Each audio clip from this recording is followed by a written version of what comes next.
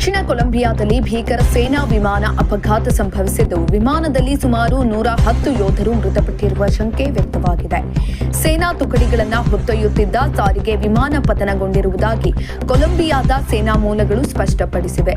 AFP ಸುದ್ದಿ ಸಂಸ್ಥೆಯ ವರದಿ ಪ್ರಕಾರ ಅಪಘಾತಕ್ಕೀಡಾದ ವಿಮಾನವು C-130 ಹರ್ಕ್ಯುಲಸ್ ಸೇನಾ ಸಾರಿಗೆ ವಿಮಾನವಾಗಿದೆ. ಈಕ್ವೆಡಾರ್ ಗಡಿಯ ಸಮೀಪವಿರುವ ಪೋರ್ಟೋ ಲೆಗುಜಾಮೊ ನೆಲೆಯಿಂದ ಟೇಕ್ ಆಫ್ ಆಗುತ್ತಿದ್ದಂತೆಯೇ ವಿಮಾನವು ನಿಯಂತ್ರಣವನ್ನು ಕಳೆದುಕೊಂಡು ಪತನಗೊಂಡಿದೆ. ಈ ಬೃಹತ್ C-30 ಹರ್ಕ್ಯುಲಸ್ ವಿಮಾನವು ಸಾಮಾನ್ಯವಾಗಿ ಸುಮಾರು 100 ಯೋಧರನ್ನ ಹೊತ್ತೊಯ್ಯುವ ಸಾಮರ್ಥ್ಯವನ್ನ ಹೊಂದಿದೆ. ದುರಂತದ ಸಮಯದಲ್ಲಿ ವಿಮಾನದಲ್ಲಿ ಸೇನೆಯ ಕನಿಷ್ಠ 2 ಪ್ಲಾಟೂನ್ಗಳು ಯೋಧರಿದ್ರು ಅಂತ ತಿಳಿದು ಬಂದಿದೆ.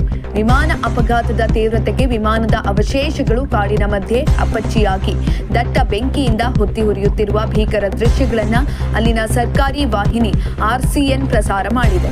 ಈ ಘಟನೆ ಕುರಿತು ಸಾಮಾಜಿಕ ಜಾಲತಾಣದಲ್ಲಿ ಮಾಹಿತಿಯನ್ನ ಹಂಚಿಕೊಂಡಿರುವ ಕೊಲಂಬಿಯಾದ ರಕ್ಷಣಾ ಸಚಿವರು ಘಟನೆಯಲ್ಲಿ ಭಾರೀ ಪ್ರಮಾಣದಲ್ಲಿ ಹಾನಿಯಾಗಿರುವಂತಹ, ಅದರಲ್ಲೂ ಕೂಡ ಪ್ರಾಣಹಾನಿಯಾಗಿರುವ ಆತಂಕವನ್ನ ವ್ಯಕ್ತಪಡಿಸಿದ್ದಾರೆ.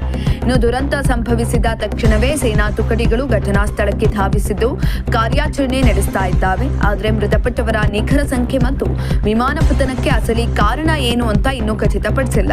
ಇದೊಂದು ದೇಶಕ್ಕೆ ಅತ್ಯಂತ ನೋವಿನ ಮತ್ತು ಆಘಾತಕಾರಿ ಸಂಗತಿಯಾಗಿದೆ. ನಮ್ಮ ಪ್ರಾರ್ಥನೆಗಳು ಮೃತರ ಕುಟುಂಬಗಳಿಗೆ ಸ್ವಲ್ಪ ಮಟ್ಟಿಗಾದರೂ ಸಾಂತ್ವನವನ್ನ ನೀಡಲಿ ಅಂತ ರಕ್ಷಣಾ ಸಚಿವರು ಕಂಬನಿಯನ್ನ ಮೆರೆದಿದ್ದಾರೆ.